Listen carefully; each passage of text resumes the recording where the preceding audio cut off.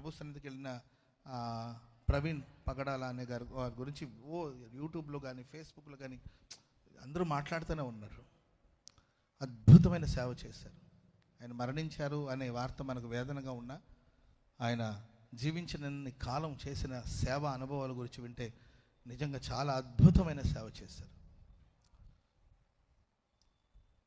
ఎంతోమంది పేద పిల్లల్ని చేర్చుకొని తన సొంత బిడ్డల్లాగా చూసుకున్నారంట. ఆయనకి ఉండేది ఇద్దరు పిల్లలు ఏంటండి.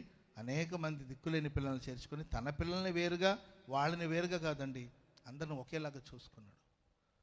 ఎన్నెన్నో విషయాలు వింటుంటే నాకు చాలా ఆశ్చర్యం అనిపించింది. ప్రైజ్ ది లార్డ్, హల్లెలూయా.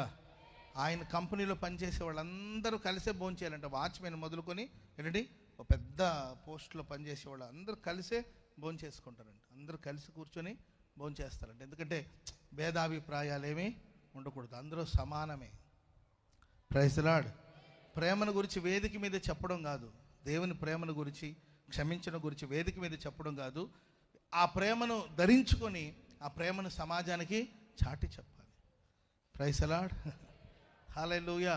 చాలా విషయాలు కొంతమంది ఆయనతో అనుబంధం కలిగిన వాళ్ళు చెప్తున్నప్పుడు నాకు నిజంగా మోక్షరాజ్యానికి ఏంటండి పరమనకు పోయే జీవ మార్గంలో నడిచే వాళ్ళ అనుభవాలు ఇలాగే ఉంటుంది.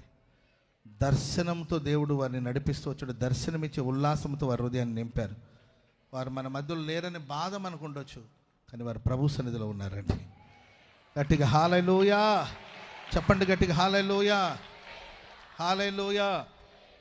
అది ప్రమాదకరంగా జరిగిందో లేకపోతే అది మనుషులు చంపారు, అది వేరే విషయం. అది పక్కన పెడితే ఒకవేళ దాని వెనకాల ఎవరైనా కుట్ర ఉంటే మాత్రం ఖచ్చితంగా వాళ్ళకి దేవుని తీర్పు ఉంటుంది, తప్పించుకోలేరు. Praise the lord. అది ఎలా జరిగిందో అది ఇంకా తేలలేదు. దాని విషయాన్ని పక్కన పెడితే ఆయన చేసిన సేవ, ఆయన చేసిన పరిచర్య, నిస్వార్థంగా ఆయన చేసిన పరిచర్య, ప్రజల పట్ల ఆయనకున్న ప్రేమ, ప్రజల పట్ల ఆయనకున్న అభిమానం ఏంటండి, ప్రజలను దేవుని ఎదుగు తిప్పాలనే ఆ ప్రయాస. అమెరికా దేశంలో విలాసవంతమైన ఇల్లు అవన్నీ ఉన్నప్పటికీ అవన్నీ వదిలేసి అందరూ అమెరికా వెళ్ళి సెటిల్ అవ్వాలనుకుంటారు. ఏంటండి అమెరికాలో ఆయనకున్న ఆ విలాసవంతమైన వాటిని అన్నిటిని విడిచిపెట్టి ఇండియాలో సేవ చేయాలని ఆయన బయలుదేరి వచ్చారు, అన్నీ వదిలేసుకొని. కాబట్టి ప్రేమైన వాళ్ళరా, మన పరమనకు పో జీవ మార్గంలో ఉన్నాం. ఈ మార్గంలో దేవుడు మనకు ఒక దర్శనం ఇస్తాడు. ఆ దర్శనం మన గుండె నిండా సంతోషాన్ని నింపుతుంది, ఆనందాన్ని నింపుతుంది. Praise the Lord. కనుక ఏ మార్గంలో వెళుతున్నావు ఆలోచించాలి.